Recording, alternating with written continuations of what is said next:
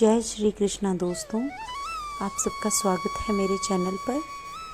आइए आज जानते हैं 10 ऐसी बातें जो श्री कृष्ण के जीवन को सर्वश्रेष्ठ बनाती है और साथ ही हमारे जीवन के लिए भी बहुत ज़्यादा महत्व रखती है। तो आइए शुरू करते हैं। सबसे पहले, शुरू से अंत तक जीवन संघर्ष ही है। कारागृह में जन्मे कृष्ण पैदा होते ही रात में यमुना पार कर गोकुल ले जाए गए। तीसरे दिन पूतना मारने आ गई। यहाँ से शुरू हुआ संघर्ष देह त्यागने से पहले द्वारिका डुबोने तक रहा। कृष्ण का जीवन कहता है, आप कोई भी हो, संसार में आए हैं तो संघर्ष हमेशा रहेगा। मानव जीवन में आकर परमात्मा भी सांसारिक चुनौतियों से बच नहीं सकता। कृष्ण ने कभी किसी बात की शिकायत नहीं की, हर परिस्थिति को जिया और जीता।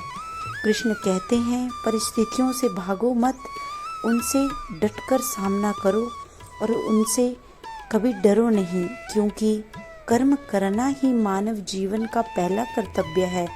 हम कर्मों से ही परेशानियों से जीत सकते हैं। नंबर 2, स्वस्थ शरीर से ही विजय है। कृष्ण का बचपन माखन मिश्री खाते हुए गुजरा। आज भी भोग लगाते हैं हम, लेकिन ये संकेत कुछ और है। आहार अच्छा हो, शुद्ध हो, बल देने वाला हो। बचपन में शरीर को अच्छा आहार मिलेगा तो ही मनुष्य युवा होकर वीर बनेगा। शरीर को स्वस्थ रखना है तो बचपन से ध्यान देने की ज़रूरत है। अपने बच्चों को ऐसा खाना दें जो उनको बल दे। सिर्फ स्वाद के लिए ही नहीं खिलाया जाना चाहिए। ऐसा खाना खिलाया जाए जो उनको समाज को सही दिशा में ले जाए और वो स्वस्थ और निरोग जीवन जिए। नंबर 3, पढ़ाई किताबी ना हो, रचनात्मक हो। श्री कृष्ण ने अपनी शिक्षा सांदीपनी ऋषि के आश्रम में रहकर पूरी की थी। कहा जाता है कि 64 दिन में उन्होंने 64 कलाओं का ज्ञान हासिल कर लिया था। वैदिक ज्ञान के अलावा उन्होंने कलाएं भी सीखी।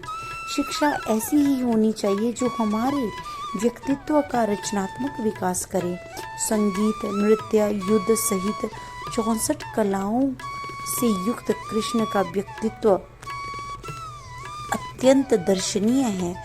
बच्चों में कोरा ज्ञान न भरें, उनकी रचनात्मकता को नए आयाम मिले, ऐसी शिक्षा व्यवस्था करें। नंबर 4, रिश्तों से ही जीवन है, बिना रिश्तों के कुछ नहीं है। श्री कृष्ण ने जीवन भर कभी उन लोगों का साथ नहीं छोड़ा जिनको मन से अपना माना। अर्जुन से वे युवावस्था में मिले, ऐसा महाभारत में कहा गया है, लेकिन अर्जुन से उनका रिश्ता हमेशा मन का रहा है। सुदामा हो या उद्धव, कृष्ण ने जिसे अपना मान लिया उसका साथ जीवन भर दिया। रिश्तों के लिए कृष्ण ने कई लड़ाइयाँ लड़ी और रिश्तों से ही कई लड़ाइयाँ जीती भी। उनका सीधा संदेश है, सांसारिक इंसान की सबसे बड़ी धरोहर रिश्ते ही हैं।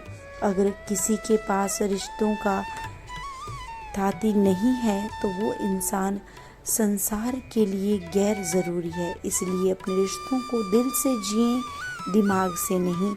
उन्हें संजो कर रखें। यही कृष्ण के जीवन से सीखने को मिलता है। नंबर 5, नारी का सम्मान समाज के लिए ज़रूरी। राक्षस नरकासुर का आतंक था। करीब 16,100 महिलाओं को उसने अपनी महल में कैद कर लिया था। महिलाओं को उसने कैद कर लिया था। कृष्ण ने उसे मारा और सभी महिलाओं को मुक्त कराया, लेकिन सामाजिक कुरीतियां तब भी थी। उन महिलाओं को अपनाने वाला कोई नहीं था। खुद उनके घर वालों ने उन्हें दूषित मानकर त्याग दिया था। ऐसे में श्री कृष्ण ने उन सभी 16,100 महिलाओं को अपनी पत्नी का दर्जा दिया। समाज में उन्हें सम्मान के साथ रहने के लिए स्थान दिलाया। कृष्ण ने हमेशा नारी को शक्ति बताया है, उसके सम्मान के लिए तत्पर रहे हैं। पूरी महाभारत नारी के सम्मान के लिए ही लड़ी गई। सो आप कृष्ण भक्त हैं तो अपने आसपास की महिलाओं का पूरा सम्मान करें। कृष्ण की कृपा पाने का यह सरलतम मार्ग है। नंबर 6, आपके मतभेद अगली पीढ़ी के लिए बाधा ना बने। कम ही लोग जानते हैं कि दुर्योधन के खिलाफ कृष्ण ने आजीवन पांडवों का साथ दिया। उसकी मौत का कारण भी कृष्ण की कूटनीति बनी। वो ही दुर्योधन रिश्ते में कृष्ण का समधी भी था। कृष्ण के पुत्र साउ ने दुर्योधन की बेटी लक्ष्मणा का अपहरण करके उससे विवाह किया था, क्योंकि लक्ष्मणा साव से विवाह करना चाहती थी, लेकिन दुर्योधन खिलाफ था। साव को कौरवों ने बंदी भी बनाया था। तब कृष्ण ने दुर्योधन को समझाया था कि हमारे मतभेद अपनी जगह है, लेकिन हमारे विचार हमारे बच्चों के जीवन में बाधा नहीं बनने चाहिए। दो परिवारों के आपसी झगड़े में बच्चों के प्रेम की बलि नहीं दी जानी चाहिए। कृष्ण ने लक्ष्मणा को पूरे सम्मान के साथ अपने यहाँ रखा।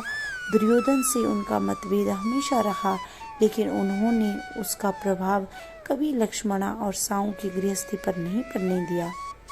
नंबर 7, शांति का मार्ग ही विकास का रास्ता है। कृष्ण ने महाभारत युद्ध के पहले शांति से समझौता करने के लिए पांडवों और कौरवों के बीच मध्यस्थता की। हालांकि दोनों ही पक्ष युद्ध लड़ने के लिए आतुर थे, लेकिन कृष्ण ने हमेशा चाहा कि कैसे भी युद्ध टल जाए।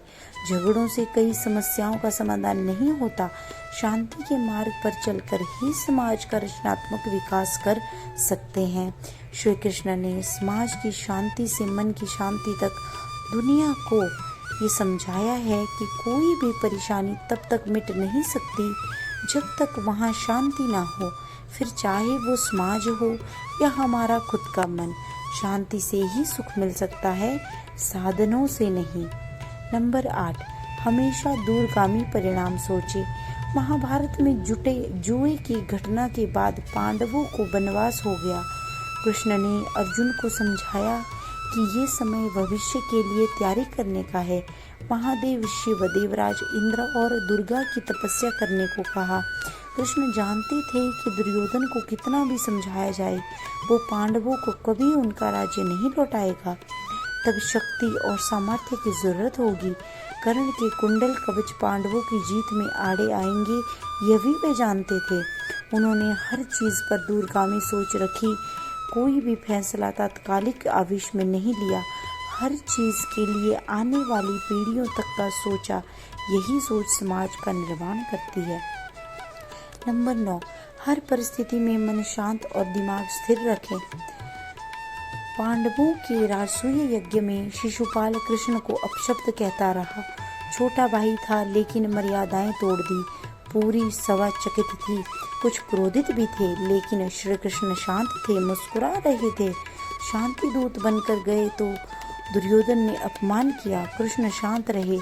अगर हमारा दिमाग स्थिर है, मन शांत है, तभी हम कोई सही निर्णय ले पाएंगे। आवेश में हमेशा हादसे होते हैं, यह कृष्ण सिखाते हैं। विपरीत परिस्थितियों में भी कभी विचलित नहीं होने का गुण श्री कृष्ण से बेहतर कोई नहीं जानता। नंबर 10, हमेशा नेता बने, श्रेय लेने की होड़ से बचें। कृष्ण ने दुनिया भर के राजाओं को जीता था। जहाँ ऐसे राजाओं का राज था जो भ्रष्ट थे, जैसे कि जरासंध, लेकिन कभी किसी राजा का सिंहासन नहीं छीना। कृष्ण के पूरे जीवन में कभी ऐसा नहीं हुआ कि उन्होंने किसी राजा को मारकर उसका शासन खुद लिया हो। जरासंध को मारकर उसके बेटे को राजा बनाया, जो चरित्र का अच्छा था। सभी जगह ऐसे लोगों को बैठाया जो धर्म को जानते थे। कभी खुद राजा नहीं बने, हमेशा अपने राजा होने की भूमिका ही निभाते रहे। महाभारत युद्ध में भी उन्होंने स्वयं हथियार नहीं उठाए, पूरा युद्ध कूटनीति से लड़ा। पांडवों को सलाह देते रहे, लेकिन जीतने का श्रेय उन्होंने भीम और अर्जुन को दिया। तो दोस्तों, ये थी वो 10 बातें जो श्री कृष्ण के जीवन को अत्यंत महान बनाती है। यदि हम भी इन 10 बातों को अपने जीवन में ढाल लें तो हमारा जीवन जीने का नजरिया बदल जाएगा। मैं आशा करती हूँ कि आप सभी को ये वीडियो अच्छी लगी हो। अगर आपको अच्छी लगी हो तो वीडियो को लाइक ज़रूर कर देना, और हमारे चैनल को यदि अभी तक सब्सक्राइब नहीं किया है तो प्लीज़ सब्सक्राइब करके बेल आइकन को दबाएं।